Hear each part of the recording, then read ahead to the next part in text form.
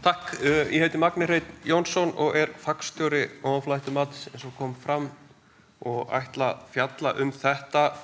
Það er náttúrulega búið að nefna ansi mikið á málþinginu bæði í gær og í dag sem bara fínt, sem svona þá formáli að þessu. Þannig að ég ætla að demba mig bara beint í djúpulauna með örstuttri upprifjun. Eins og komið fram að þá varð árið 1995 vendipunktur í snjóflóðamálum á Íslandi. Þá var ákveðið að snjóflóðahætta í heimahúsum ætti ekki að vera einn af megin áhættuþáttum í lífi einstaklinga og það væri ekki ásættanlegt að snjóflóðahætta í heimahúsum bætti meira en 10% árlega dánarlíkur barna. Og þá fékkst út að ásættanleg áhætta væri 0,2 af 10.000 á ári og til samanburðar þá áhættu umferðin eins og kom fram í gær 0,3 til 0,5 af 10.000 á ári. Ný aðferð var þróuð við hættumatsgerð. Niðurstöður hættumats eru settar fram sem árlega dánarlíkur einstaklinga í húsum. Þetta tekur til allra ofanflóða, snjóflóða, skriðna, grjóthruns og krabbaflóða.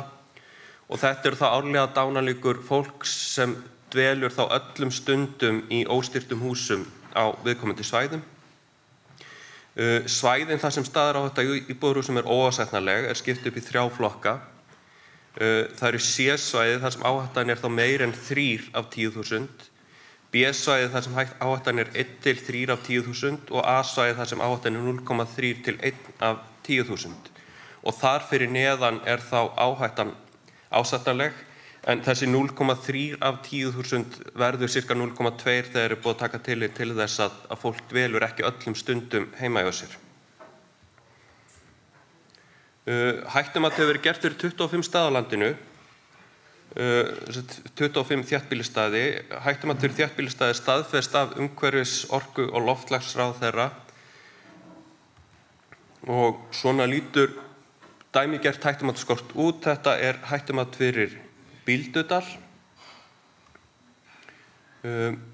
Bara svona aðeins samantekt áður en förum nánar út í þetta nýtingu hættusvæða. Það eru engar takmarkanir í lögum eða reglugerðum nýtingu húsa á hættusvæðum sé hún í samræmi við skráningu þeirra.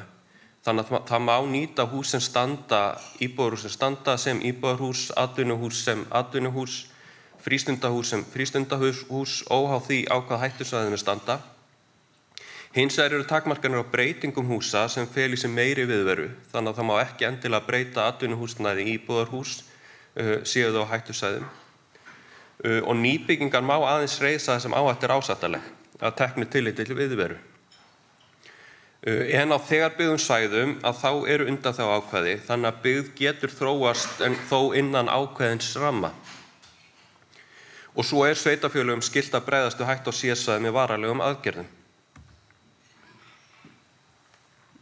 Og svo þessi setning bara úr reglugerðinni sem við minnum oft á, að þetta svona almenns eðlis, reyndar í kafla varnir en við teljum að eigi bara almennt við að sveitarstjórnum ber að leitast að stýra skipulagsgerð og þróun byggða með tilliti til ofanflóðahættu.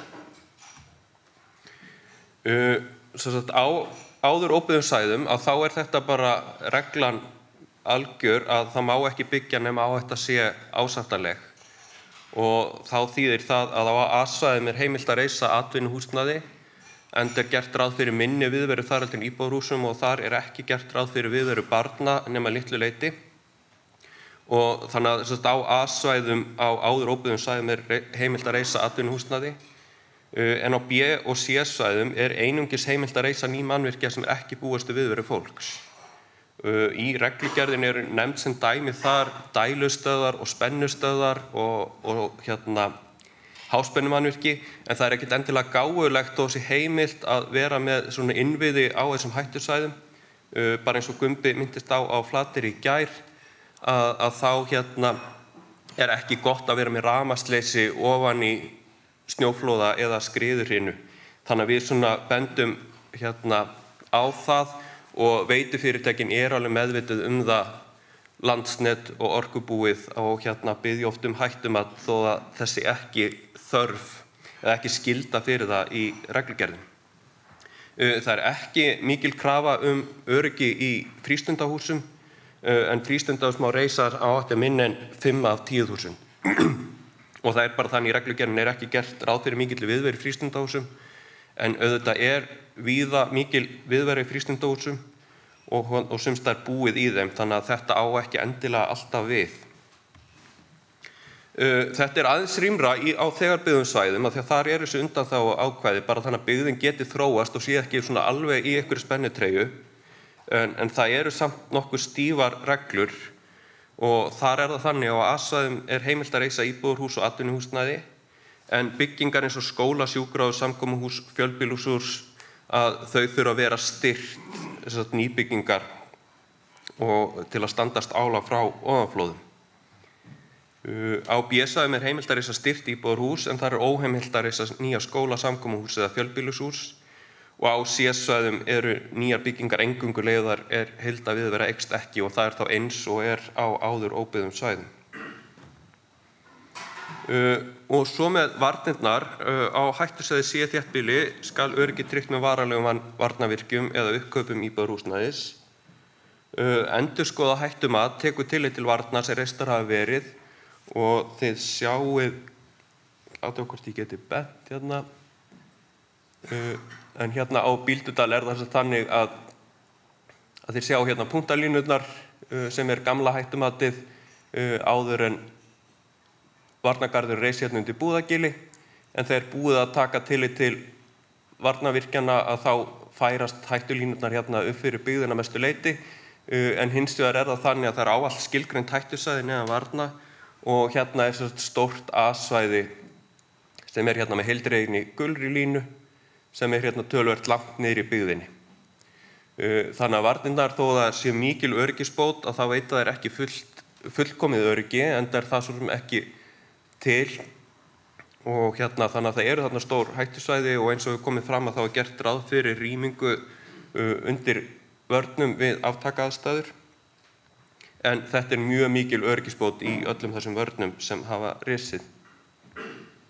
Og af þessum 25 stöðum þar sem gert hefur verið hættumat 9 staðir þar sem ekki krafin varnir, þar sem ekki íbúðarhús á C-svæði í þéttbýli. Það 6 staðir þar sem öllum fyrirhuguðum aðgerðum lokið. Það 8 þar sem hluta fyrirhugaðra aðgerða lokið, og það svona mjög mismunandi hvað það mikið, og á Siglufirði gæti það verið, það reyndar eitthvað smá eftir þar ennþá. Og það 2 staðir sem ekki hefur ráðist í aðgerðir, og það reyndar Stöðvarfjörður annar staður þar sem hættumatið kláraðist bara í fyrra, þannig að það svona eðlilegt að ekki verið gert neitt þar, og Tálknafjörður þar sem bara örfá hús á C-svæði. Og það svo sem búið að hanna varnir, þannig að liggur fyrir hvað verið gert þar. Nýtingu hættusvæða undir vörnum, og þá kannski svara ég Aðalsteini að einhverju leyti, að hérna bara úr reglugerðinni á svæðum þar sem öryggi fólks gagnvart ofanflóðum aukið með varnarvirkjum, að þá samkvæmt endurskoðuðu hættumati heimilt að þétta byggð og endurnýja byggð. En þráttur að varnir sé hannar og reista með í huga að öryggi fólks neðan þeirra sé ásættanleg, ber sveitarstjórn að leitast við að stýra skipulagsgerð og þróun byggðar með tilliti til ofanflóðahættu. Varnir gegn ofanflóðum eingöngu reistar til þess að auka öryggi fólks á svæðum sem í byggð, ef kröfum samkvæmt 11. grein, þessum kröfum sem ég hef farið yfir hérna framan, ekki fullnægt án sérstakra varnarvirkja gegn ofanflóðum, óheimilt að skipuleggja ný áður óbyggð svæði fyrir íbúðabyggð, frístundabyggð eða atvinnustarfsemi. Þannig að má ekki skipuleggja byggð á áður óbyggðum svæðum þar sem varnir einhvern veginn forsenda öryggis á svæðinu. Það verður bara að vera á öruggum svæðum án varna. Það hafa á síðustu árum aukist beiðnir nýtingu svæða undir vörnum. Þetta var sjálfsagt fyrstu árin hérna eftir að þessi lög tóku gildi var ekki mikil uppbygging á þessum svæðum. Hún hefur aukist mjög mikið síðustu ár, þannig að það meiri ásókn í lausar lóðir undir vörnum. Og Veðurstofan hefur lagt til að varlega sé farið í uppbyggingu undir vörnum. Við höfum lagt áherslu á einungis sé byggt á stöku lóðum, og það sé þá þétting byggðar, að það sé ekki byggt nær fjalli en þegar verið gert, og það sem því sé viðkomið frekar byggt utan hættusvæða og það á svo sem almennt við að það er betra að byggja utan hættusvæða heldur en á þeim þó það sé hugsanlega leyfilegt samkvæmt reglugerðunum. Og við höfum lagt til að nýbyggingar í efstu húsaröð undir vörnum séu styrktar þó að það sé ekki krafa það í reglugerð. Og það er alveg hætt við því að þessi umræða og þessi skoðun okkar sé tekin svona sem eitthvað vantraust á þessar varnir en það er ekki þannig. Það er mikil öryggisbót í þessum vörnum en það er hins vegar bara óhjákvæmileg óvissa í virkni varnarvirkjana. Þetta samspil snjóflóða, skriða og varnarvirkja er flókið. En sú öryggisbót sem fæst með byggingu varnarvirkja gæti verið tekin tilbaka með vissu marki með því að fjölga umtalsvert íbúðum undir vörnum og það er þá svæðum sem eru fá hús undir vörnum og stór óbyggð svæði. Ef það væri farið að byggja upp allt það svæði að þá væri kannski með margföldun íbúafjölda væri bara sú öryggisbót sem er fæst með vörnunum að þá er hún tekin tilbaka að hluta til með því að byggja upp stór svæði. Styrking húsa getur virkað vel gagnvart iðufaldi en iðufaldurinn eins og Kristín Marta og fleiri hafa nefnt sá hluti flóðanna sem fór yfir varnargarðinn á Flateyri og svona sá hluti sem flóða sem er líklegastur til að fara yfir varnirnar sem getur skapað mikla hættu næst vörnum en er hægt að auka hættuna mjög mikið með styrkingu húsa. Auk hættumats í þéttbýli að þá gerir Veðurstofan úttekt á ofanflóðahættu í dreifbýli og þar er ekki dregnar þessar A, B og C-línur en bæir eru flokkaðir eftir hættu. Það er það sem er veruleg snjóflóðahætta, það er það sem snjóflóðahætta er við aftakaaðstæður, það sem er hætta af völdum krapaflóða, hætta af völdum skriðufalla eða viðunandi ofanflóðahætta. Þessi dökkbláu svæði er þau svæði þar sem þessar eru úttektir lokið. Ljósbláu svæðin eru svæði þar sem vinna er hafin og hún hefur þá aðalega falist í að safna ofanflóðasögunni sem er svona forsenda þessara úttektar og það er mikilvægt að gera það sem fyrst að safna þessar ofanflóðasögu af því að bara heimildafólki fækkar eftir því sem tíminn líður og það verður unnið mjög mikil vinna á þessum ljósbláu svæðum við að safna ofanflóðasögunni og það er ótrúlegt hvað er hægt að grafa upp mikið af heimildum með yfirferð yfir þessi svæði. En á þessum svæðum í dreifbýli þá gilda sömu reglur og ég farið yfir varðandi þéttbýlið en það er þessi munur að í reglugerðinni segir þarna í kaflanum skyldur fyrir varnir á hættusvæði C og svæðum utan þéttbýlis heimilt að tryggja öryggi fólks með eftirliti og rýmingu og þetta hefur verið túlkað þannig og þýðir það væntanlega að það er ekki gerð krafa uppkaup eða varnir á C-svæðum í dreifbýli eins og Sveinn Brynjólfsson minntist á í gær í umræðum. Svo hefur gert staðbundið hættumat fyrir yfir 200 staði á landinu og það er þannig að það er óheimilt að skipuleggja íbúðabyggð, frístundabyggð eða svæði fyrir atvinnustarfsemi á áður óbyggðum svæðum að tryggt sé á þetta fólks með tilliti til ofanflóða verði ásættanleg. Og það má sjálfsagt ekki byggja undir hlíðum nema eða það sem er svona möguleiki á ofanflóðahættu nema að það sé gert þetta sem kallast staðbundið hættumat. Þetta er mikið til sumarbústaðir, þetta getur verið nýbyggingar á bóndabæjum. Síðust ár hefur verið svona meira að þetta séu gistiheimili eða svona önnur hús varðandi fyrir ferðaþjónustu. Og þetta er eins og við sjáum bara töluverð vinna sem hefur farið í þetta. En allt þetta regluvert virkar frekar vel að okkur finnst. Það er nauðsynlegt að hafa þetta í reglum, ekki einhverjum tilmælum. Í þessum staðbundna hættum að sérstaklega koma út með tilmælu að það sé betra að byggja neðar á lóðum, kannski ekki undir gili eða eitthvað svoleiðis og það er svona allur gangur að því hversu vel er tekið í það. En þessum reglum er framfylgt bara að svona nánast öllu leyti það sem það er farið í gegnum hættumatsferlið og þessar reglur liggja fyrir en þetta væri miklu erfiðara ef þetta væri bara tilmæli eða svona okkar skoðanir af því að minnið svo stutt eins og komið fram bara núna og í gær, að það líði ekkert mörg ár frá atburðum og þangað til að það svona komin áhugi að fara að byggja aftur upp á þessum svæðum. En samt sem áður eru áskoranir í þessu. Reglugerðin flókin, þessar reglur eru út allt í reglugerðinni og það svona erfitt að túlka þær saman á þess að lesa reglugerðina nokkuð oft. Það eru svona eitthvað það að hús eru nýtt í annað en skráningar heimilar. Það til dæmis búið í atvinnuhúsnæði og frístundahúsum, vitum við. Það kemur fyrir að þessi veitt byggingarleyfi á þess að hættumat liggi fyrir.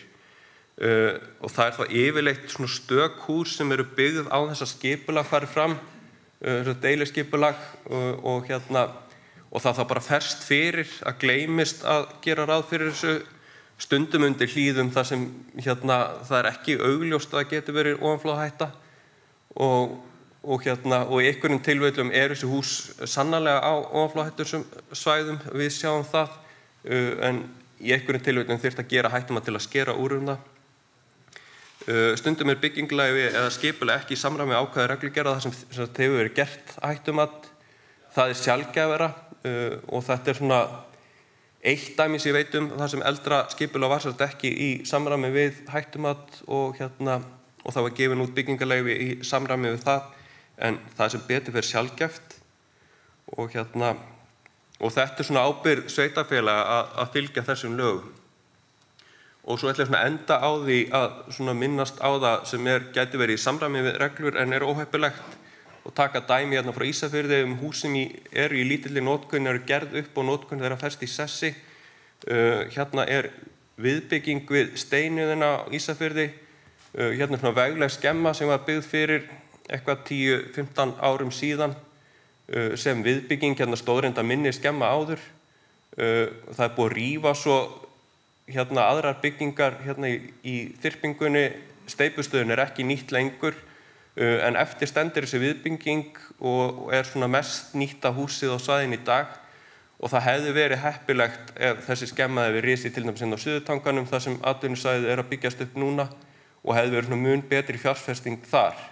Væntanlega var þessi skemma í samræmi við reglugerðir, kannski á gráu svæði á sínum tíma, en þarna hefði kannski verið tækifæri sveitarfélagið að stýra skipulagsgerð á öruggari svæði.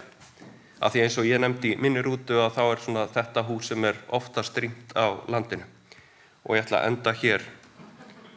Takk fyrir.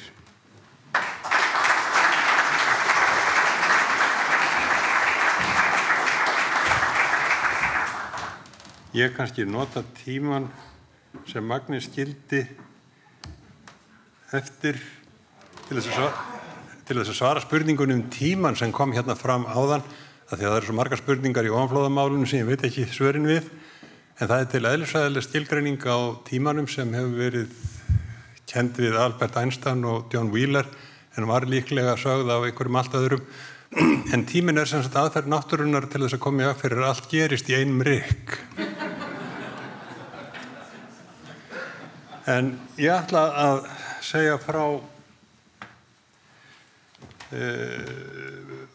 rannsóknum sem hefur unnið á Veðurstofunni í sambandi við snjóflóðin á Flateyri 2020 og í Neskaupstað 2023 og byrja á því að nefna hérna að Íslandi ógnað, eða byggð á Íslandi ógnað margs kyns náttúruhamförum og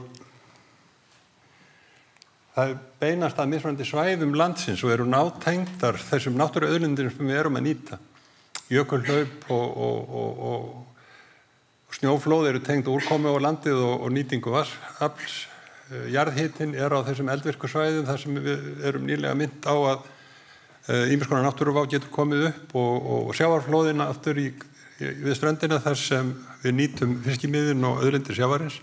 Þannig að það að bregðast við þessari náttúruvá lykilatriði í sambandi við bara búsetu á landinu og svona eðlilegan viðbúnað við því að við búum á þessu svæði og eru óhjákvæmilegu fylgifiskur þessara náttúrugæða sem við búum við.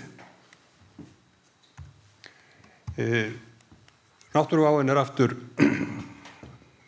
meira eða minna afleiðing af svona jarðfræðilegum og jarðeðlisfræðilegum aðstæðum á landinu Ofanflóðin eru hér í fjallendinu og eldvirknin í grennd við gosbeltið og svo framvegis.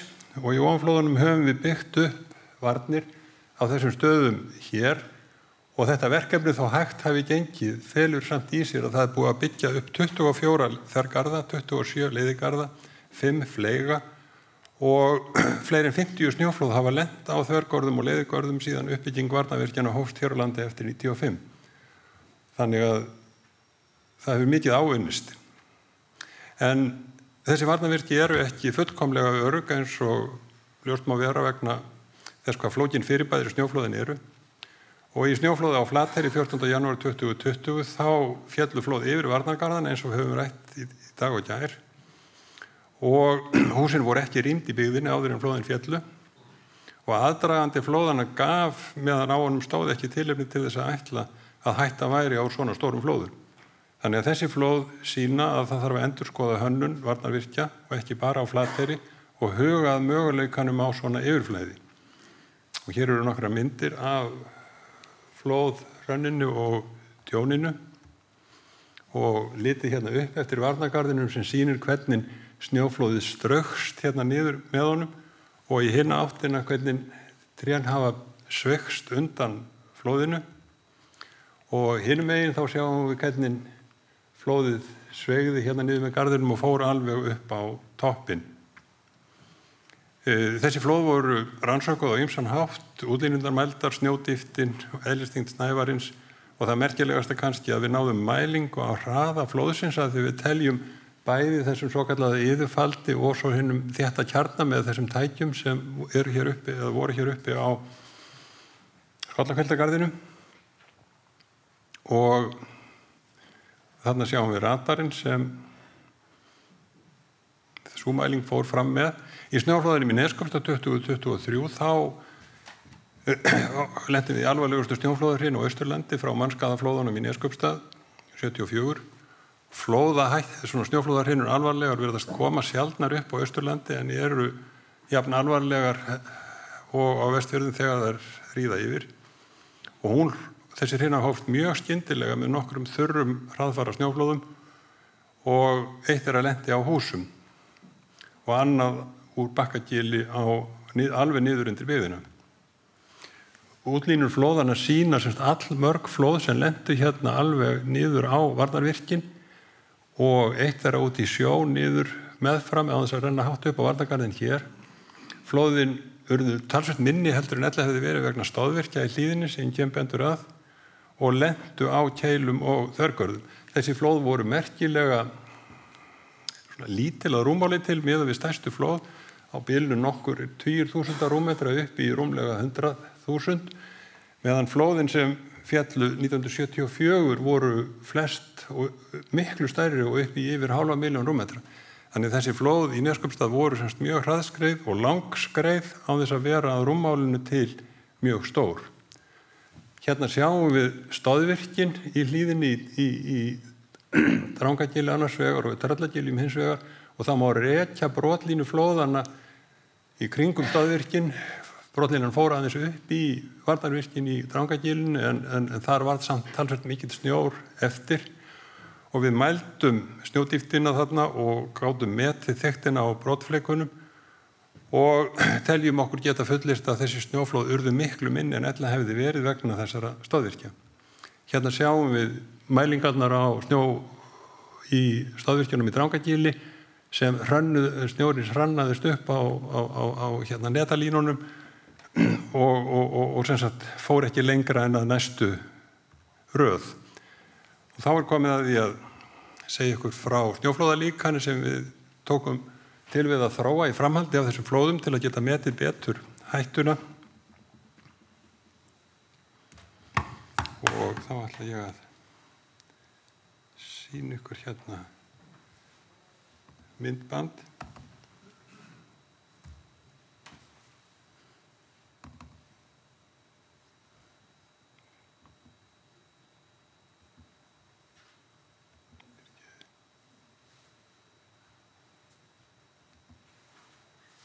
Fyrirgefið þarna, þetta er aðeins að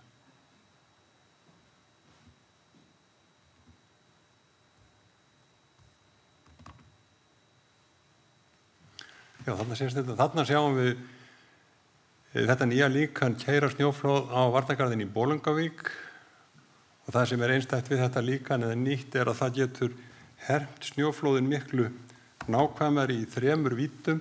Hérna sjáum við líkan keyrslu sem keyrir á varnargarðinn undir Tröllagiljum í Neskaupstað en það ekki inn í þessu landlíkani keilur og ekki stöðvirki efst í hlíðinni og þarna sjáum við varnargarðinn tefja talsvert fyrir flóðinu og minnka sem fer yfir en einhvað síður fer stór hluti yfir. Þarna fer aftur minna flóð að teknu tilliti til upptaka stöðvirkjana og lendir á keilum og síðan á þvergarðinum og hér erum við eingöngu að herma svokallaðan þétta kjarna flóðsins og í sameiningu teljum við að þessi varnarvirki eins og til ætlast og að lokum hérna snjóflóð á Ólafsfirði sem lendir á Leiðigarði og þarna sjáum við sem fyrri líkon gáti ekki almennilega reiknað hvernig flóðið fer að hluta yfir garðinn og svo meðfram honum og þetta líkan getum við notað til þess að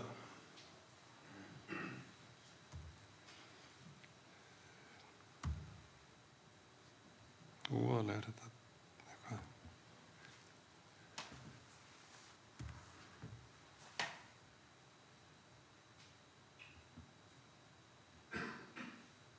Þarna hvað? Þetta líkan getum við notað til þess að greina betur hættuna á því að flæði yfir garðana og prófa svo ýmsar útfærslur til þess að bæta virkni þeirra eins og á Flateyri og þessu líkan hefur nú verið beitt víða á landinu í sambandi við hönnun varnarvirkja og gríðarleg framförum. Við höfum jafnframt verið í sambandi við snjóflóðarannsóknarstofnanir annar staðir í heiminum og erum að beita sambærilegu líkani til samanburðar á Siglufirði til þess að greina virkni varnargarðana þar. Og líkani getur meðal annars reiknað svokallað straumstökk sem við teljum myndast fyrir á varnargarðana á Flateyri. Hér horfum við upp á móti flóðinu og sjáum flóðið koma hérna niður og þegar flóðið lendir á keilunum í Neskaupstað þá kastast snjórinn upp af keilunum og lendir aftur og allt þetta hægt að reikna á því að við teljum nokkuð trúverðugan hátt með þessu líkani. En þá komum við að svona lærdómunum sem við getum dregið af þessum flóðum sem í fyrsta lagi að þessi yfirfaldur sem ekki hefur verið tekið tillit til í hönnun varnarvirkja hingað til, hann hefur möguleika á því að fara yfir garðana, ekki með eins miklum eyðileggingamætti eins og þétti kjarnin, en þó þannig að það þarf að taka tillit til þess í sambandi við svona heildarviðbúnað við snjóflóðahættunni. Leiðigarðar geta aukið hættu vegna öflugra flæðis meðfram garðinum en ella væri, en það sáum við á Flateyri með flóðinu sem fór út í höfnina. Það getur verið hætta á yfirflæði sem erfitt var að reikna með fyrir líkonum vegna sveigjugarðsins og fleiri þátta í sambandi við lögunans sem við getum greint með þessu líkani. Nú reynslan í Neskaupstað virðist gefa þetta kynna að brattir garðar og keilur virki vel og hægja á bæði yfirfaldi og flóðinu og samþætting stoðvirkja á upptakasvæðum og varnargarða og keilna á úthlauppssvæðum virðist hafa heppnast vel í Neskaupstað. En það mjög mikilvægt til þess að nýta áfram þessa þróun að fylgjast með í alþjóðlegu samstarfi vísindamanna á þessu sviði og prófa stöðugt nýjar útfærslur og sannreina að virkni varnarvirkjana sem verið að byggja upp hér með öllum þessum kostnaði sé í samræmi við það sem við væntum. Og þá komum við að svokallaðri óvissu eða eftirstöðum áhættunar eftir að varnarvirkin hafa verið reist sem gengur undir nafninu restrisk í svona tæknilegri umfjöllun þessi mál. Og þar það að ræða að óvissa óhjákvæmileg í ofanflóðahættumati af margvíslegum ástæðum. Svo einnig óvissa virkni varnanna eins og við höfum séð og jafnframt eru ákvarðanir stjórnvalda ásættanlegu áhættuna og tæknimanna hönnunarflóð. Það leiða til ákveðinar óvissu og ákveðinar afgangsáhættu eftir að varnarvirkin hafi verið reist. Og þannig þarf að byggja inn í rýmingaviðbúnaðinn til þess að taka á þessum eftirstöðum, rýmingu og annan viðbúnað, eftirlit með snjóflóðahættunni, til þess að geta brugðist við að varnarvirkin veita ekki fullkomna vörn. Nú, varnarvirkin oft hönnuð fyrir 1 til 2.000 ára svokallað hönnunarflóð og eiga ekki að bregðast alvarlega nema með einhverjum líkum sem samsvara mörg þúsund ára endurkomutíma. En vegna þess að snjóflóðafarvegirnir eru svo margir að þá þýðir 1000 ára endurkomutími alls ekki það að næsta flóð verði árið 3000. Heldur þýðir það að líkurnar í hverjum farvegi séu einn á móti eftir við 1000. Í 50 farvegum þá þýðir það að við megum gera ráð fyrir að það reyni á þessar hönnunarforsendur á nokkura áratuga fresti sem einmitt það sem við erum að sjá. Þannig að þessi flóð í Neskaupstað og á Flateyri sem lenda með alvarlegum hætti á görðum með einhverju yfirflæði eru í rauninni afleiðing af þeirri stefnumótun að garðarnir og önnur varnarvirki veiti ekki alveg fullkomna vörn. Og má þess vegna alveg búast við því að við þurfum einhvern veginn að byggja inn í okkar viðbúna þekkingu á þessu. Og þá komum við að áhættustjórnun. En snjóflóðahættan verður semst ekki afgreitt í eitt skipti fyrir öll með hættumati og vörnum frekar en hætta völdum eldgos og sjávarflóða eða slysahætti umferðinni. Þó við spennum öryggisbeltin þýðir ekki að við getum bara keyrt hvernig sem er.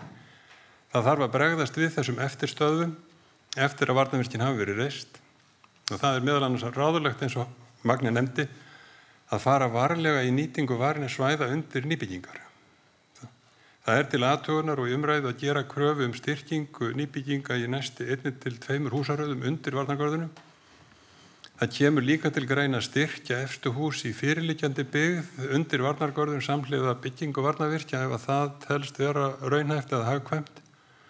Og svo þarf að gera viðbúnaðaráætlun fyrir varin svæði og það meðal annars verið að huga að þeim möguleika að beina þeim tilmælum til íbúa að dveljast ekki í herbergjum fjallsmegin í húsum sem svona fyrsta skref í rýmingu og rýma svo kannski ef að veðrið heldur áfram að versna eða snjóflóðahætta eykst.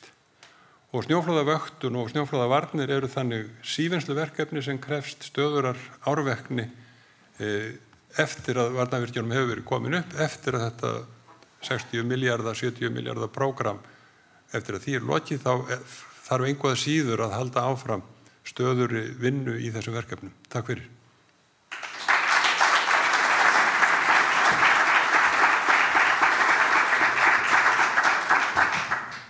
Já, góðan dag. Ég vinn sem sagt við ofanflóðahættumat á snjóflóðasetri Veðurstofunnar hérna á Ísafirði og ég ætla svona að hlaupa á hundavaði yfir verkefni sem hefur verið unnið á þessu ári og snýst gerð varúðarkorta fyrir allt landið vegna snjóflóða. Eins og hefur komið fram margoft núna, þá það markmiðið að stýra skipulagsgerð út af ofanflóðahættusvæðum. Og Veðurstofan fær árlega fjölda fyrirspurna staðbundið hættumat eins og Magni fór yfir í sínum fyrirlestri.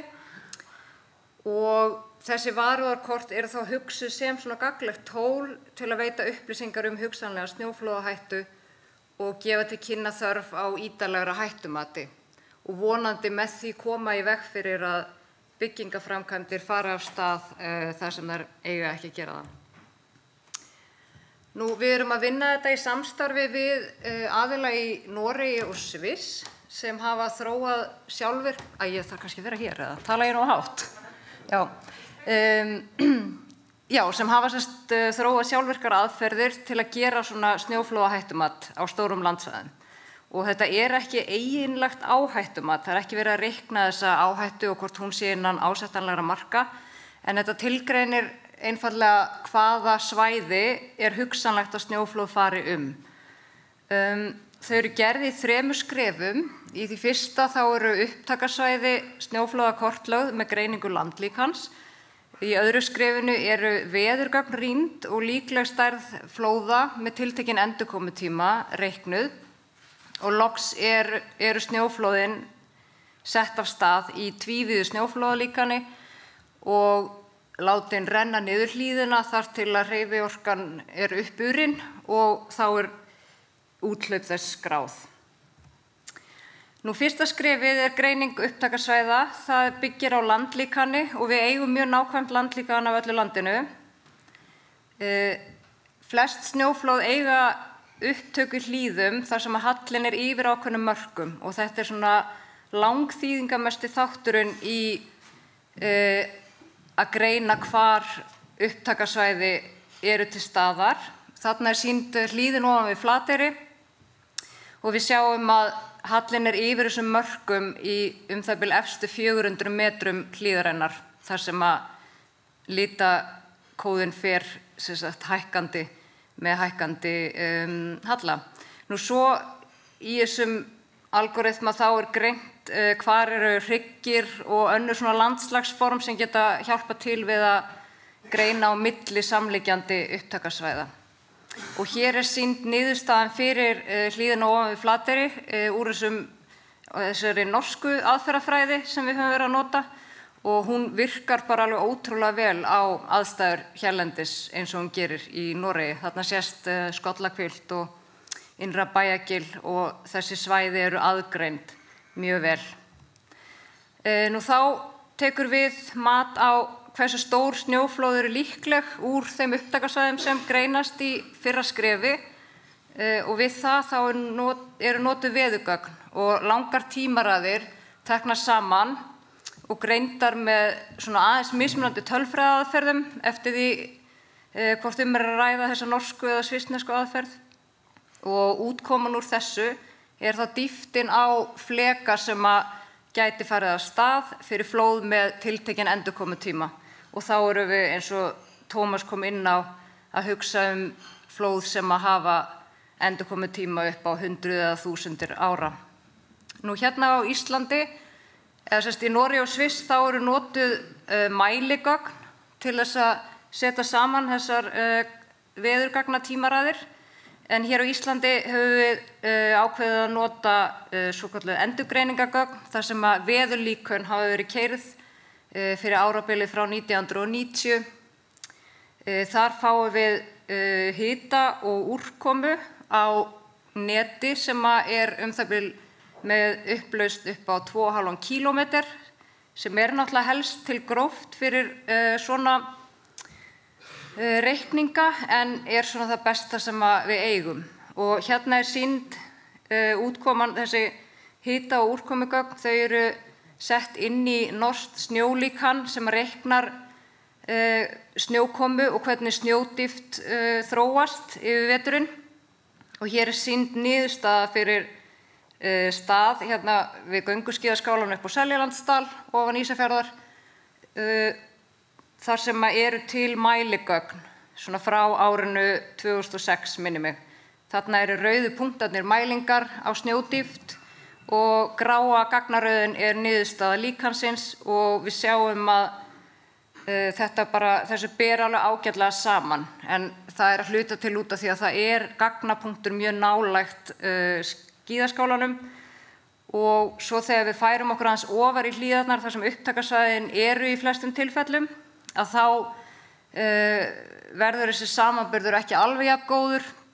Þá vanmetur snjólíkanið yfirleitt snjódýptina og jafnvel töluvert og það skýrist að mestu leyti af því að hérlendis að þá skiptir skafrenningur alveg óskaplega miklu máli hvað varðar snjósöfnun í upptakasvæði.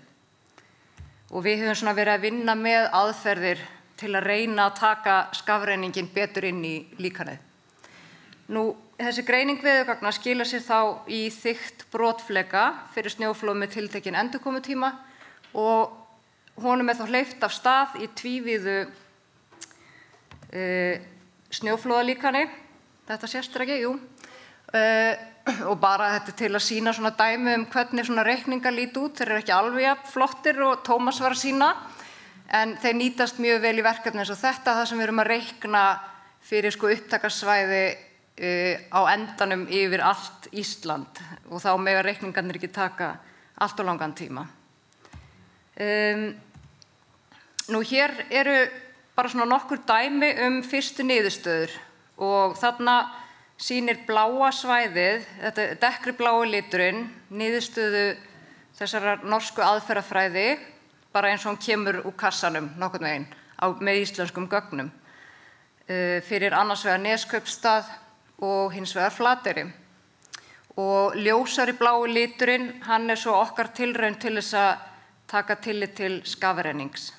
Og markmiðið að þarna náum við nokkurn veginn A-svæðum í þessum byggðarlögum þar sem að hættumat hefur verið gert. Við munum nota þau til þess að hjálpa okkur við að kvarða þessa aðferðafræði þannig að við getum treyst henni svona sæmilega fyrir aðra staði þar sem ekki til hættumat. Og þarna sjáum við að hættan kannski svona aðeins vanmetin fyrir Neskaupstað en hún töluvert umfram A-svæði fyrir Flateyri og þetta eitthvað sem við munum skoða betur í framhaldinu. Nú, svo bara til að sýna dæmi svona lægri hlíð þar sem að hættan minni, þá hérna niðurstaða fyrir Úlfarsfell og þar nær aðferðin bara nokkuð vel utan A-svæði sem að hefur verið kortlagt þar og svona mjög kannski jákvætt að sjá að þessi aðferð hún grípur það að við Úlfarsfell að þá bara snjóar sjaldnar og minna heldur hann á stöðum eins og í Neskaupstað og á Flateyri. Hér síðan niðurstaðan fyrir Reynishverfi. Þar getur skapast mikil snjóflóðahætta við ákveðnar aðstæður og þarna sýna útlínurnar flóð sem hafa fallið svona síðustu 10-15 árin og við sjáum að aðferðin án skafrennings hún bara svona rétt nær þeim úthlaupi þeirra flóða. Það eru til heimildir snjóflóð sem fjall og á samkvæmt heimildamönnum að hafa náð að 4. skurði neðan vegar, já takk fyrir, sem stjörnumerkt þarna og þarna sjáum við hvernig með því að bæta inn skafrenningi að þá náum við miklu betur utan þessa miklu hættu sem getur skapast þarna þar sem skafrenningur skiptir höfuðmáli. Nú síðan stefnt að því að útgáfa þessara varúðarkorta fyrir allt landið verði í lok árs og meiningin að þau verði birt í svona kortavefsjá og ég ætlaði bara að sýna til gamans hvernig það í Noregi. Þar getur maður bara þysjað inn og fengi alltaf nákvæmari upplýsingar. Þeir eru bæði með hættusvæði þar sem tekið tillit til skógar sem sýnt þarna og svo getur maður skipt þekjur og skoða hvernig þetta reiknast þegar að skógaráhrifin eru tekin út þá stækka upptakasvæðin og varúðarsvæðin sömuleiðis. Já, og við vonumst til þess að þetta verði svona gott innlegg í skipulagsvinnu til að gera þessi gögn svona aðgengilegri fyrir skipulagsaðila. Takk fyrir.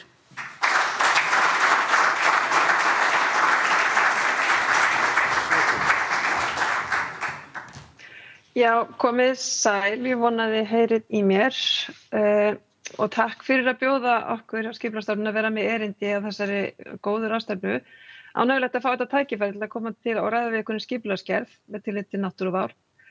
Það hefur verið mjög áhugavert að hlusta á erindin í gær og í dag og umræðurnar og margir hafa komið inn á skipulagsmálin í erindunum og það sem ég fæ þann heiður að vera síðust á mælendaskrá þá líka ákveðna endurtekningar ræða á því sem þegar framkomið en ég vona að það kom ekki að sök og ég vil líka segja að mér þykir leitt að geta ekki verið þarna með ykkur en ég vona að það komi heldur ekki að sök við mína framsögu hér.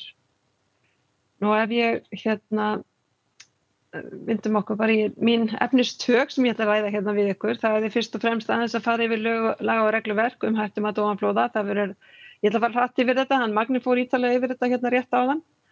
Og svo varðandi hættumat vegna ofanflóða og svo síst minn svona helsti fókus á skipulagsgerðina. Skipulagsgerð sveitarfélaga vegna ofanflóða og svo langar mig aðeins að koma inn á aðra tegund náttúruvár en ofanflóð og skriðuföll sem ekki síður mikilvægt að ræða í tengslum við skipulagsmál.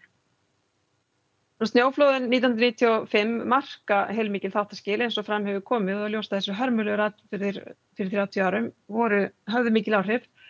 Enda féllu þau á byggð sem að kannski almennt höfðu verið álitin örugg fram að þeim tíma. Og samkvæmt þágildandi lögum varnir gegn snjóflóðum og skriðuföllum frá 1985 var skylt að meta hættu ofanflóðum, líkt og eftir í nýju lögunum. Í þeim sveitarfélögum þar sem ofanflóð höfðu fallið á byggð eða nærri henni, eða hætta var talin á slíku. Hættumat skyldi ná til byggðra svæða svo og annarra svæða sem skipuleggja skal. Taka skyldi fullt tillit til hættumats við skipulagningu nýrra svæða og skyldi hættumati lagt fram sem fylgiskjal með skipulagstillögu. En í kjölfar atburðanna voru gerðar ýmsar breytingar á lögum og regluverki og málaflokkar færðir til hjá stofnunum og fleira. Og í nýju lögunum frá 97 sett skýrari ákvæði í skipulagsgerð að sveitarstjórn skylt að láta meta hættu á ofanflóðum þar sem flóð hafa fallið á byggð eða nærri henni eða þar sem hætta er talin á ofanflóði. Hættumat skal ná til þéttbýlis og skíðasvæða. Og þar lagt mat á hættu sem lífi fólks búin vegna ofanflóða. Í skipulagsáætluninni mörkuð stefna landnotkun og byggðaþróun eins og við þekkjum og sett fram stefnumið einstaka þætti eins og byggð, samgöngur og náttúruvernd sem og takmörkun á landnotkun meðal annars vegna náttúruvár.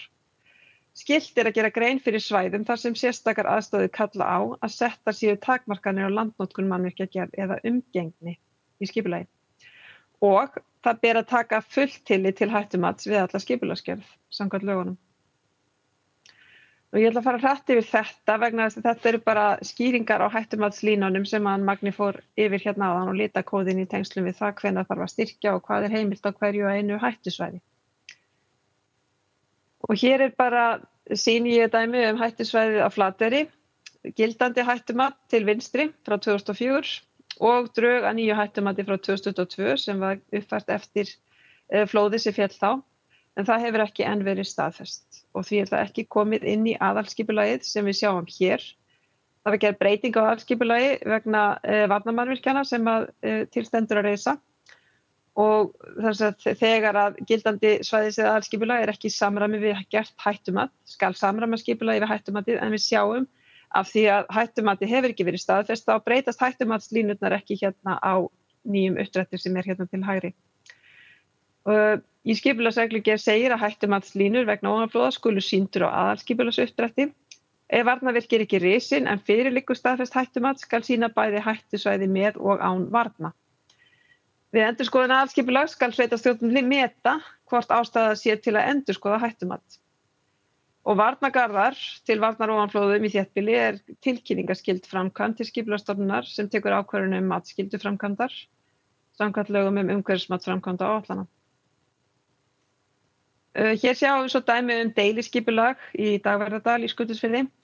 Þarna hérna niður í horninu innan Rauðarhringsins. Við sjáum þessi ljósi reitur hérna að sína byggingarreiti í þessu deiliskipulagi og ég stakkaði hérna upp að þá sjáum við að byggingarreiturinn alveg aðlagaður að hættumatslínum, þannig að byggingarreitur fyrir þessa frístundabyggð utan hættumatslínunar, hættusvæðis. Og í deiliskipulagi skal ekki staðsetja byggingarreiti, segir í skipulagsreglugerð, á svæðum þar sem vitað að tjón hafi orðið af völdum ofanflóða eða þar sem líklegt má telja að ofanflóð geti fallið, nema fyrirliggi hættumat sem heimila slíkt samkvæmt reglugerð. Og hér sjáum við svo á Súðavík hættumatslínur í gömlu byggðinni. Gildandi hættumat fyrir Súðavík og gildandi aðalskipulag fyrir gömlu byggðina. Til samræmis við hættumatið ekki skilgreind íbúðabyggð í byggðinni, hérna þar sem að flóðin féllu eða þar sem að gamla byggðin eins og kölluð og því ekki gert ráð fyrir fastri búsetu þar. Þarna að megninu til skilgreind verslun og þjónustusvæði eins og við sjáum og svigrúm til að nýta fyrrum íbúðarhús sem frístundahús. En í ákvæðum aðalskipulags settar takmarkanir á nýtingu svæðana, þessar verslun og þjónustusvæða, til samræmis við hættumatið og meðal annars sett bann við nýbyggingum og rekstur gistingar eða veitingasölu sem felur í sér viðveru í húsunum. Hún óheimil að vetrarlagi vegna ofanflóðahættu. Af þessari stuttu yfirferðarsnöggu þá alveg skýrt að hættumat algjör forsenda fyrir þróun byggðar eða frekari þróun byggðar eða vörnum að byggð sé heimil áfram á svæðum. Og byggð á ofanflóðasvæðum þróuð út frá staðfestu eða staðbundnu hættumati. Gerð hættumats felur í sér umfangsmiklar rannsóknir, upplýsingaöflun og skráningar á flóðum og skriðuföllum og því það gríðarlega sterk og mikil forsenda að þetta sé unnið áður en að teknar ákvarðanir byggð eða skipulag. Samkvæmt 21. grein reglugerðar nýting ofanflóð fjallar nýtingu svæða neðan varnarvirkja eins og fram hefur komið. Það heimilt að byggja á svæðum sem varin hafa verið með varnarvirkjum en sveitarstjórn ber samt eins og Magni kom inn á að stýra skipulagsgerð og þróun byggðar með tillit til ofanflóðahættu. Og varnarvirki verða aðeins reist fyrir núverandi byggð en ekki á nýjum óbyggðum svæðum.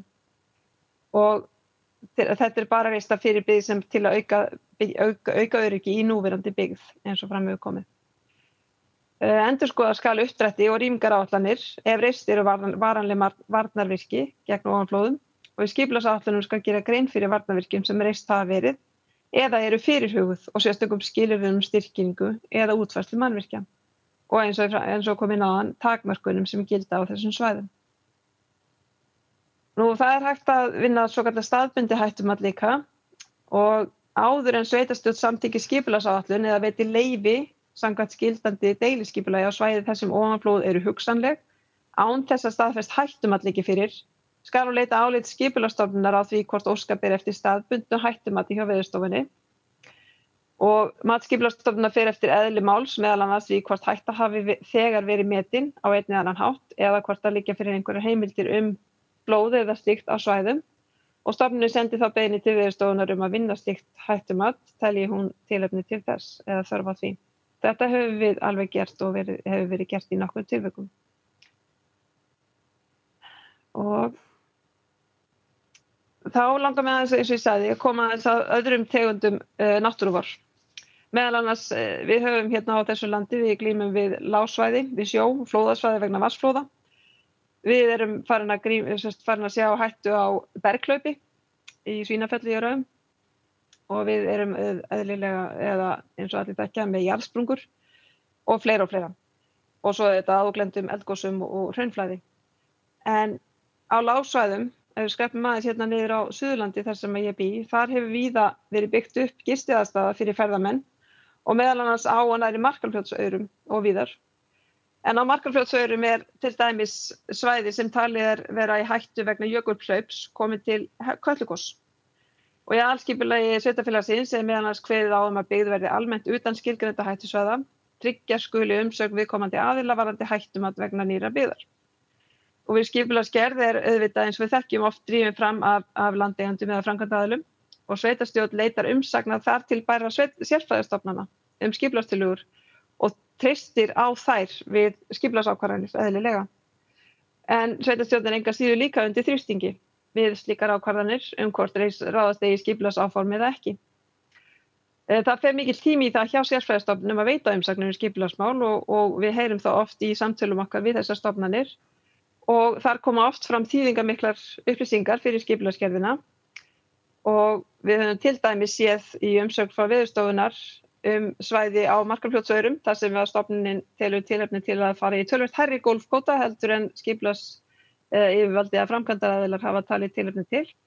En þrátt fyrir umsagnir sérfræðistofnana þá virðast í mörgum tilfellum skipulagsyfirvöld tilbúin til að ganga langt vegna óska landeiganda nýtingu og skipulagsgerð eða landnýtingu og skipulagsgerð. Og það ekki alltaf verið að taka nægilega mikið tillit til þeirra sérfræðistofnana eða umsagna þeirra við endanlega ákvörðun í nefndum. Og í viðbrögðum sveitarstjórna eins og á Markarfljótsaurum vísað í til dæmis að rýmingaráætlun vegna Kötlugoss liggi fyrir. En rýmingaráætlun miðað við íbúafjölda þegar hún var unnin og það ljóst að við fjölgun ferðamanna Suðurland hlýtur íbúafjöldin að margfaldast og það hlýtur að hafa áhrif á forsendur þessar rýmingaráætlunar sem fyrir liggur. Og að mati skipulagsstofnunar í ljósi þessa dæmis þá alveg klár þörf á því að herða á löggjöf varðandi það hvernig eða hvort og hvaða áhrif umsagnir sérfræðistofnana eiga að hafa við skipulagsákvarðanir í sveitarfélögum. Það dæmin sanna það að í þessu tilviki. Og annað sem ég langar að ræða fleira kom með hugleiðingar að það eitt að rýma svæði til að koma í veg fyrir manntjón en rýmingin kemur ekki í veg fyrir eignatjón. Það má vera að því lítil hætta á manntjóni ef það kemur til jökulhlaups vegna Kötlugoss en það fyrirséð að það verði eignatjón og þannig hátta til á fleiri svæðum á landinu. Það getur orðið umtalsvert eignatjón ef verstu sviðsmyndir raungerast Og það mikilvægt að hafa í huga ábyrgð skipulagsyfirvalda þegar atburðir gerast og tjón verður. Ef til dæmis tjón verður á svæðum þar sem sérfræðistofnun hefur gert athugasemdir eða komið með skýrar leiðbeiningar áformin, hver ber þá ábyrgðina? Ef tjón verður, þá lendir helmingurinn á kostnaðinum á Náttúruhamfaratryggingu Íslands, sem þá í rauninni almenningur, og hluti þess lendir á sveitarfélaginu sjálfum, sem íbúar. Og sveitarfélagið sjálft verður því líka fyrir tjóni, ef tjón verður, eins og ég segi. Eigendurnir bera því ekki allan kostnaðinn sjálfir. Og Náttúruhamfaratryggingu heimilt. Henni ætlað að bæta tjón á vatnsrýmum húseignum, lausafé og mannvirkjum. Það tjón á núverandi byggð, en henni heimilt að lækka eða fella niðurbætur fyrir mannvirki á svæði, þar sem almennt var vitað fyrirfram að var hættulegu með tillit til náttúruhamfara. Til dæmis mannvirki á sama stað hefur oftar en einu sinni orðið fyrir tjóni. En hvað með náttúruvá sem almennt ekki talin stafa hætta af lengur eins og Grindavík? Þar liggur ekki alveg jafn ljóst fyrir hvernig á að fara með málaflokkinn. Og í reglugerðum ofanflóða og skriðuföll ákvæði varðandi gerð og túlkun hættumats, meðal annars skýrt að þar verði ekki reist varnarvirki fyrir nýja byggð á hættusvæðum. Það í rauninni óheimilt eða ekki hægt fyrir sveitarstjórn að taka ákvörðun nýja byggð á hættusvæði af því að það verða þá ekki reist varnarvirki til að verja þá byggð. Þetta alveg skýrt í þessari reglugerð og það brýnt að okkar mati að þróa reglugerð fyrir aðrar gerðir náttúruvár með samræmdum hætti, svo sem vatnsflóð, eldgos og fleira. Það sem sett yrði fram ákvæði hættumat og viðmið takmarkanir á landnotkun og þýðingu hættumatslína sem mjög mikilvægt fyrir skipulagsgerð eins og ég búin að minnast á. Þetta mikilvægt fyrir sveitarstjórnir til að geta unnið út frá við skipulagsgerð til mynda taka ákvarðanir nýtingu landsvæða þar sem flóðahætta til staðar. Og eitt sem við höfum heyrt sveitarstjórnir kalla eftir í þessu sambandi að hættusvæði vegna vatnsflóða séu rýmilega afmörkuð, séu rúmt afmörkuð og æskilegt vera að þrengja þau eða flokka þau einhvern veginn upp eftir skala. En svona til að taka þetta svolítið saman, þá mikilvægt að hafa í huga að skipulagsmál eiga ekki að snúast að þóknast einum landeiganda, framkvæmdaraðila eða einhverju slíku eða öðrum hagsmunaaðilum. Heldur þurfa skipulagsyfirvöld að taka upplýstar ákvarðanir í skipulagsgerð þróun byggðar, enda ábyrgðin þeirra mikil til að gera hlutina sem best úr garði fyrir alla. Og ákvörðun þróun byggðar stærri en ein og ein bygging. Mannvirkin lifa skemur en náttúran, alla jafna. Og þar sem flóð hefur komið, má gera ráð fyrir að muni einhvern tíma flæða aftur. Ég held að það verði bara mín lokaorð. Takk fyrir.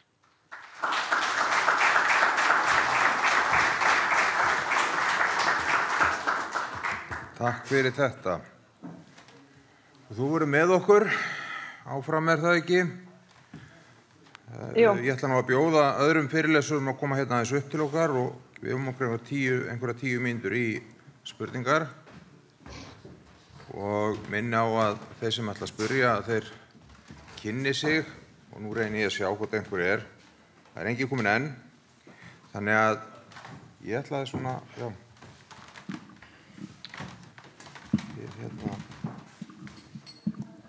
kveikt á þessu? Já.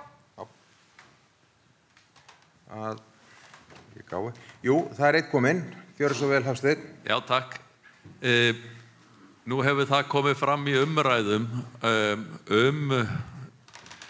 hættumat og fyrirhuga og þá vinnu sem hefur verið í gangi varðandi vatnsflóð og sjávarflóð að sumum sveitarfélögum finnst að þetta ætti ekki að vera bindandi og það ætti að vera ákveðið frelsi fyrir sveitarfélögin þar sem að þau gætu orðið af viðskiptatækifærum og uppbyggingatækifærum ef að þetta væri bindandi að það þyrfti að fara eftir niðurstöðum þessara hættumatsvinnu. Ég vil bara heyra betur og skýrar hver ykkar viðhorf eru til þessa. Mér fannst þetta að vera nokkuð skýrt en ég bara vil ítreka það að þetta hefur komið fram í umræðum og þannig að heyra ykkar álit. Já, ég held að sé alveg nauðsynlegt eins og ég nefndi áðan að þetta séu bara skýrar reglur eins og eru núna hvað má og hvað má ekki.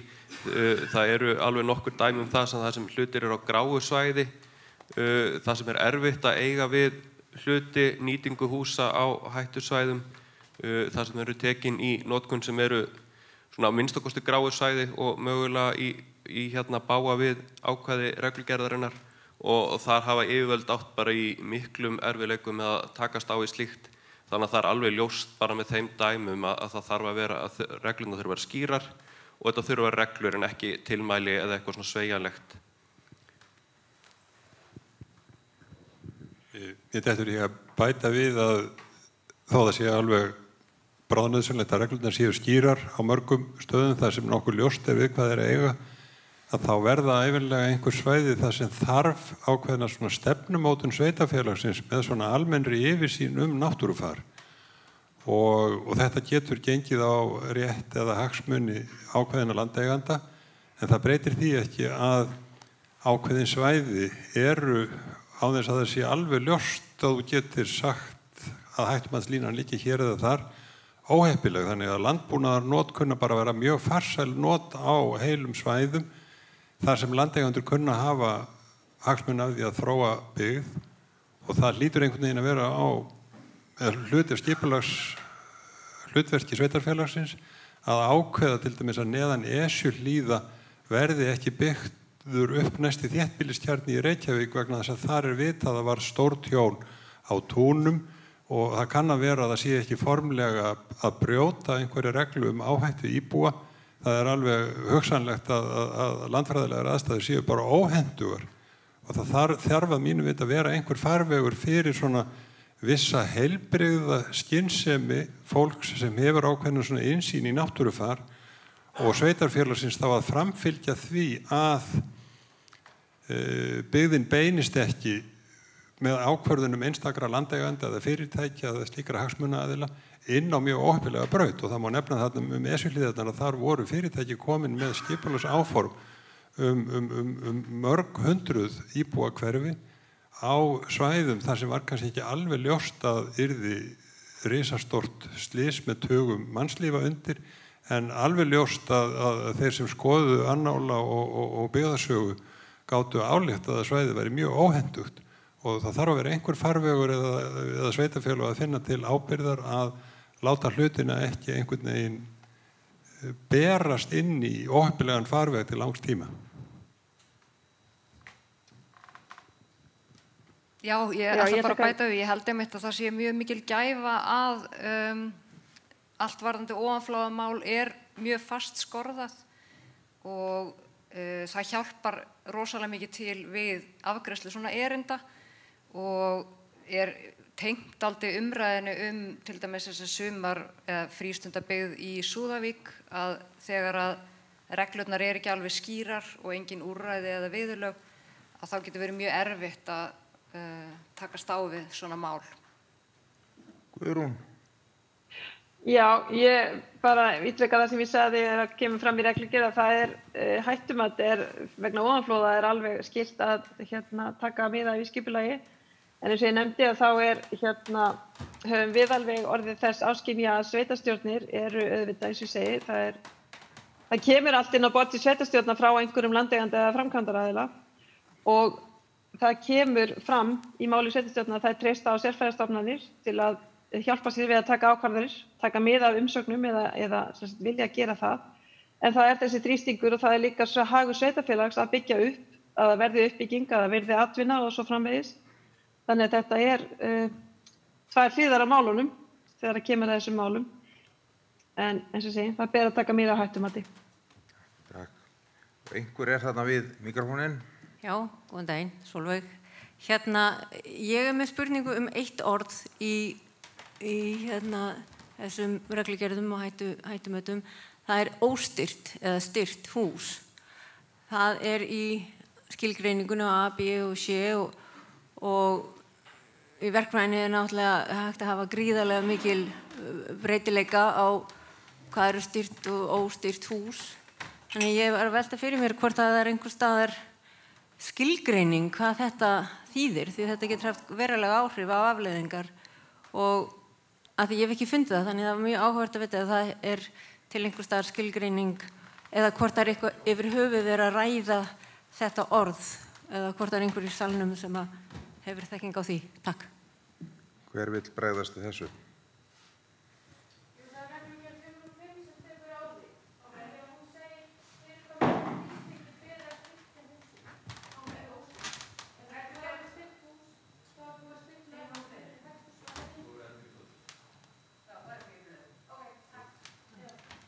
það komið þá? Er þið flott og það er engin núna, þannig að ég ætla aðeins að fá að nutti í ykkur. Sko það hefur komið fram ákveðin gagnrýni á þann langa tíma sem að undirbúningsferli tekur og þar hefur verið nefnt bæði í rauninni umhverfismatið, skipulagsmálin taka líka langan tíma og oft eru við þetta með svæði þar sem bara hætta. Svona annars vegar hvort þið viljið tjá okkur eitthvað það og líka sjáuð einhverja svona leið til þess að einhvern veginn að koma þessu hraðar áfram. Það sé ekki þessi langi tími. Ég var nefnt áðan að það er búið að taka 6 ár, var það ekki á Seyðisfirði, að í rauninni að komast bara á framkvæmdastig eða í það að geta búið út. Svona ykkar teik á svona slettinu aðeins, á þetta ferli sem er mjög langt og mikil skoðun sem þarf að fara fram og allt það og skipulagsmálin líka og allur þessi pakki bara.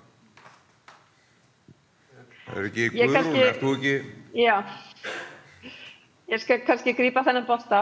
Varðandi það að skipulagsmálin og matið, umhverfismatið tekur tíma, eins og ég kom inn á þá eru gerð varnarmannvirkja tilkynningarskyld framkvæmd til skipulagsstofnunar sem tekur ákvörðun hvort að fyrirhuguð framkvæmd þarf að fara í umhverfismat. Við höfum alveg bent á það þegar að svona einhver framkvæmd sem er þá háð skipulagi líka, að þetta sé samkeyrt sem mest.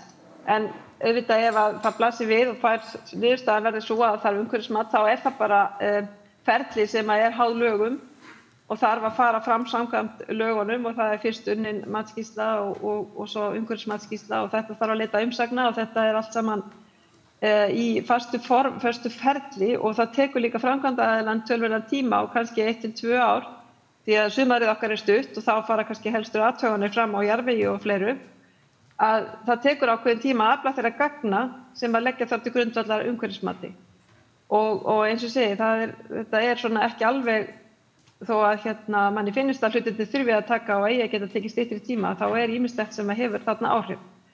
En ef að til dæmis niðurstaðan verður svo að framkvæmd þurfi ekki umhverfismat, þá höfum við líka sagt að það er hægt að samkeyra tilkynningu til skipulagsstofnunar ákvörðunina við aðalskipulagsbreytingu og eftir atvikum deiliskipulag. Þetta sendir þetta allt til okkar á sama tíma og samþætta þetta ferli. Allt spara þetta tíma en þetta er líka háð skipulagsráðgjöfum og framkvæmdaraðilum sem að þurfa þá að samstilla sig og slíkt. Þannig að það kemur margt til.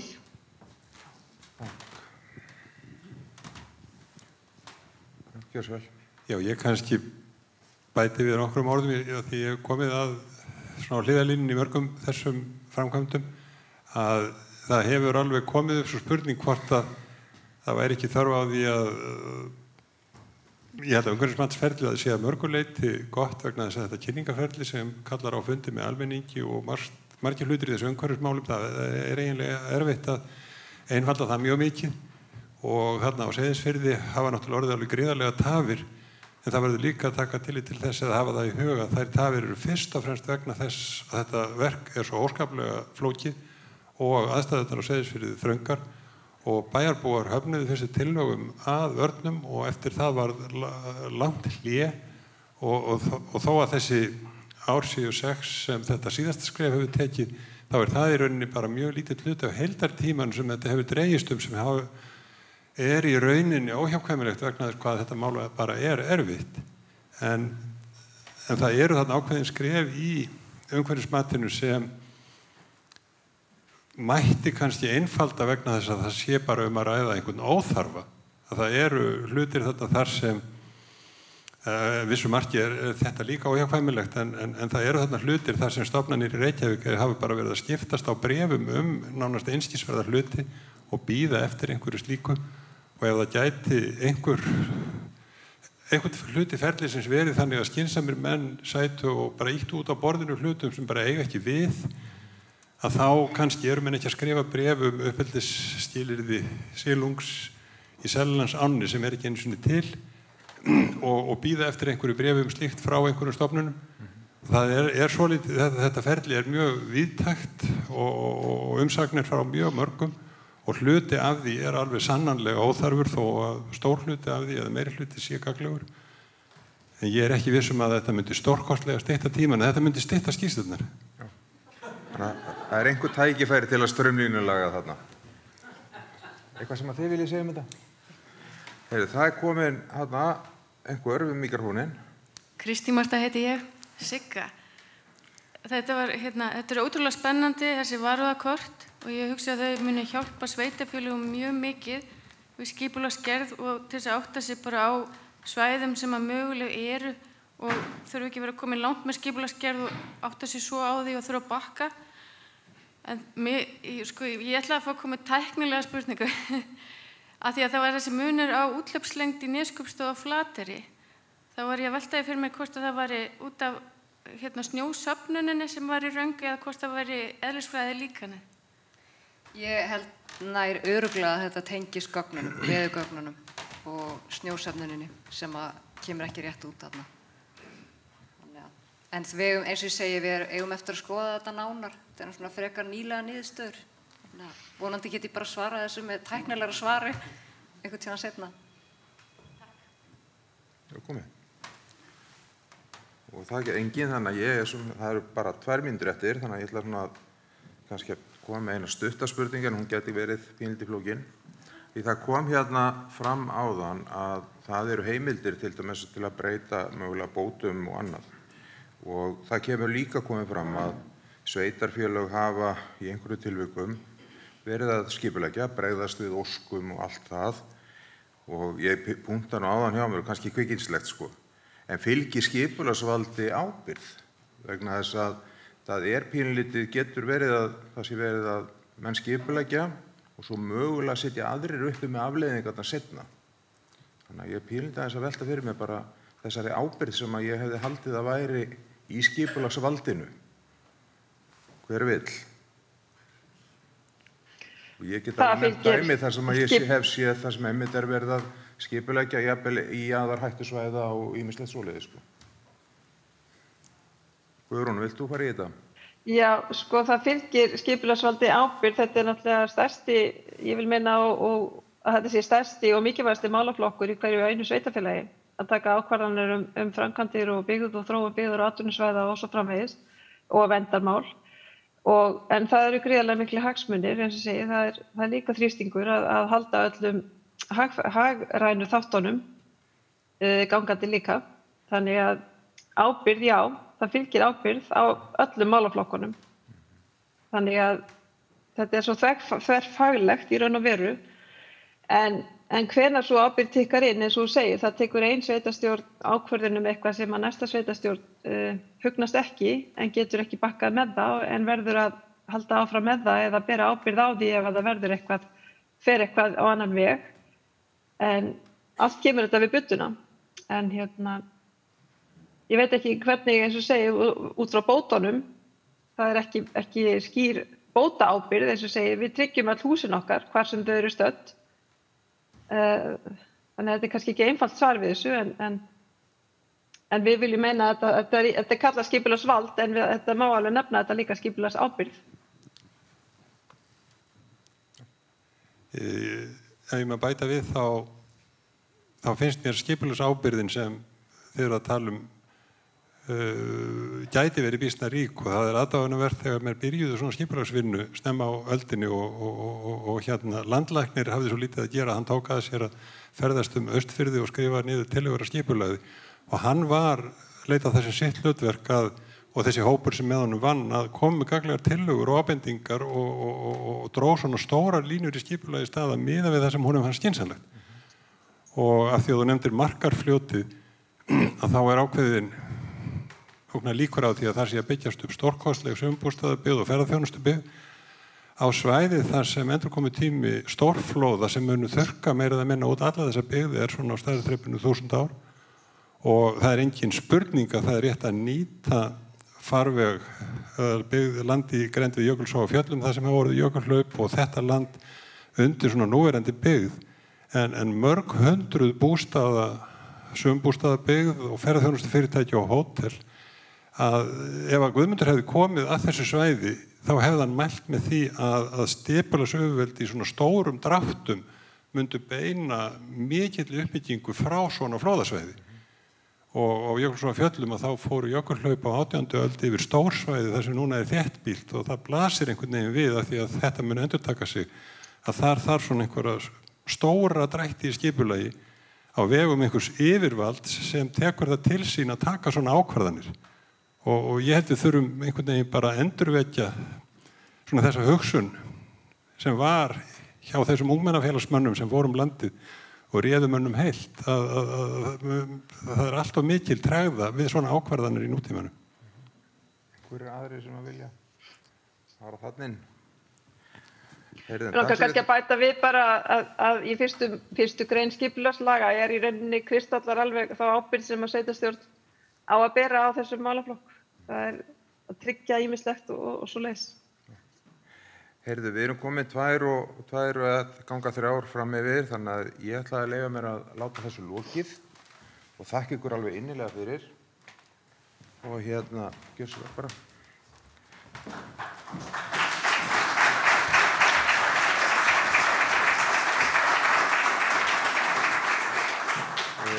Að því sögðu að þá ætla ég að segja það að ég held að þetta sé eitthvað form af málstofu sem komið til að vera.